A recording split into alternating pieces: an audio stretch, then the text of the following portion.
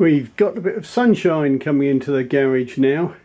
It's our first frosty day, so it's blinking cold outside, but not too bad in here. I've put the bow on the belt sander again, just flattening out the sides, trying to make it a little narrower, hoping to get rid of this knot.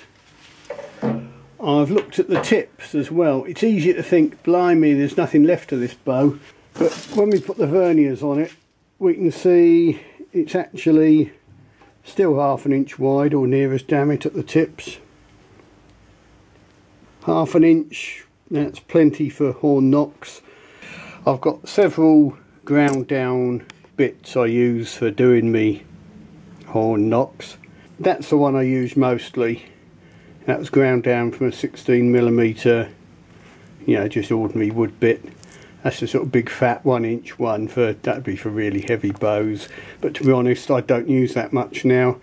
As I've got better and better at doing it, I've gone smaller and smaller and more delicate. This is the one I generally use, but on anything light, say, you know, 40 pound or under, I'll probably use this tiny little one. So that one's only about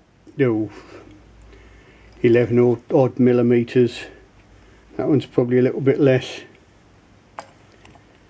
They're about 10 or 11 millimeters where the horn actually goes onto the wood. I'll do a bit cleaning up some of this cambium, rounding the corners, just generally tidying it up.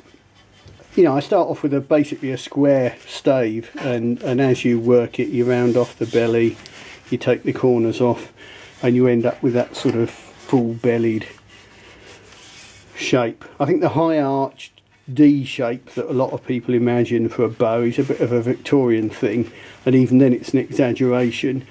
They're much more like an inflated square, or almost round. Some of the Mary Rose bows, you'd be hard pressed to tell which was the back and which was the belly, or even which was the sides. Yeah, it's all coming on.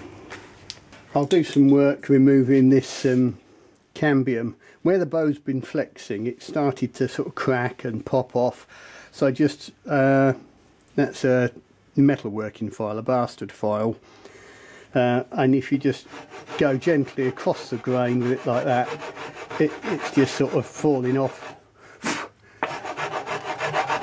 Places where it's cracked, it will just come off on its own. You can, well, you see a lot of it. Just loosen it with a file, scratch it off with my thumbnail. It does make me wonder why some people take a lot of trouble trying to remove bark and risk nicking the sapwood, when if you give it enough time it virtually falls off on its own. It's quite handy to take off the very outer bark to give you this sort of pinky cambium stuff. You can at least draw a pencil line on it to mark out your bow. But this is the sort of stage at the bow where I'll gradually start cleaning up everything, you know, a little bit here, a little bit there. There's no point concentrating on one thing too much. Oh, you see a nice bit, oh look at that, picking off beautifully. We'll clean it off, we'll chamfer the corners, we'll just keep on nibbling away at it basically. And we'll suddenly find another inch of draw length, then another inch of draw length. Don't know if you can see this, if I get the light on it. That's dead flat where it's been rested on the belt sander. Although sometimes on the belt sander I'll rock it so it slightly rounds the corners anyway. But here I've just been trying to get the stave nice and straight so it looks pretty. So I've got rather a flat face there. If I just chamfer it at an angle, belly and that corner of the back, it's just giving a better profile. It's taking off corners where there's stress. It's also removing wood, so it will be dropping a bit of draw weight. It's not going to make a huge difference, but just keep nibbling away like that, straightening it out, taking away thick points, taking off corners. You're gradually homing in on a nicely finished bow. You can't just, you know, make a bow by numbers and then finish it. You've got to sort of get there slowly. Successive approximation, that's the game. Oh, by the way, on the video it often looks like I'm doing that with the rasp. I'm not, it's the angle of the video, I'm doing that. So I'm pushing, going at a slight angle, but generally I am using the rasp sensibly. And if you go that way, you just put grooves in it, which is quite handy when you're gluing or cleaning something up. But the speed of my hand deceives the eye. Working on the back, trying to clean it up with this file, it just shows you what sort of mucky stuff this cambium is. It's very sort of fibrous, it just clogs up your file.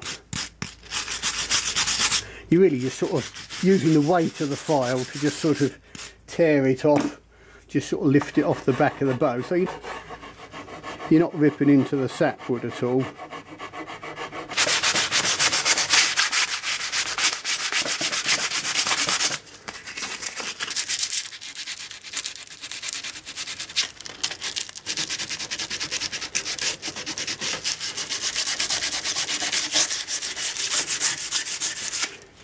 There, that's just having run over it with a bit of 80 grit.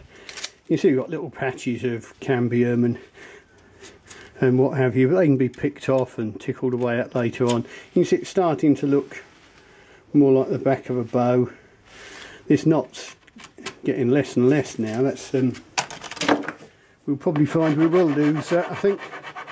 Let's have a little go with the file.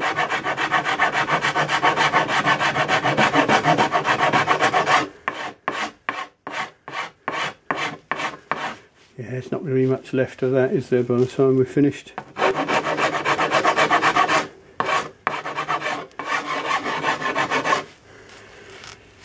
Well, I'll carry on with this. You can go and have your dinner or do what you like. Later on I'll get it back on the tiller and we can see where she's got to. I do get people wondering why the bow sits on the slope on the tiller. Well, the reason is you hold a bow in the middle, but the arrow pass is above centre. So that's the centre of the bow, lined up with the centre of the tiller. There's the arrow pass, and that bit of tape is lined up with the arrow pass. So I'm actually pulling a bit from this side, which is what tilts the bow. But once it starts drawing back a decent weight and a decent distance, because the lower limb is slightly stiffer, it'll rock back fairly straight. It's one of those peculiarities of bows. Not so important on a long bow, but if you're making a shorter bow, you really do need to pull it on the tiller exactly as it will be pulled in your hand. Else you end up making something completely symmetrical that when you actually shoot it, you're not holding it symmetrically and it all goes peaked on.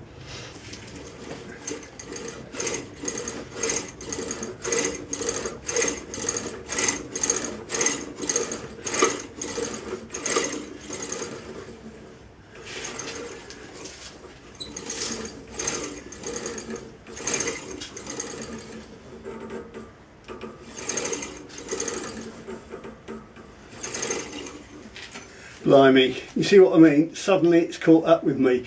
I've only done one more burst, but I think that's probably about 27.5 inches. So yeah, she's virtually good to go. Stick the horn knocks on.